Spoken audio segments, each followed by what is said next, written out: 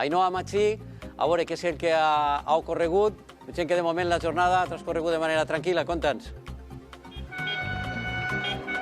Bona vesprada, Ximo. Doncs no han aconseguit tallar eixes autovies perquè ahir de vesprada el Tribunal Superior de Justícia de la Comunitat Valenciana va desestimar aquesta petició que havien fet les organitzacions agràries per a esta jornada d'avui.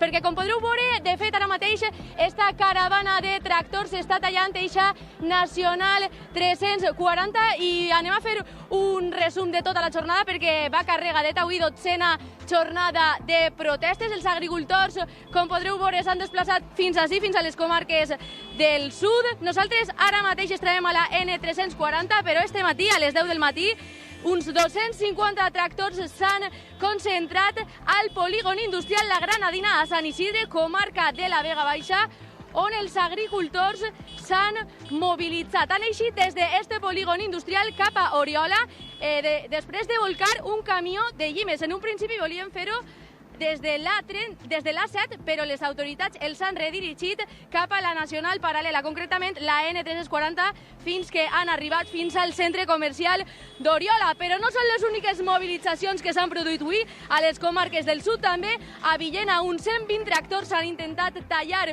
un dels carrils de l'A31 a l'altura de Sacs, però després de la intervenció de les autoritats han marxat de nou a Villena. I per últim, a la comarca del Comtat, a Planes, entre 30 i 40 llauradors han anat fins a Muro d'Alcoi per la CB700. Com vos deia, aquestes mobilitzacions del matí sí que han sigut convocades per les organitzacions agràries i nosaltres hem pogut parlar amb el president de Sagadasí d'Alacant, José Vicente, i hem pogut prendre-li unes declaracions.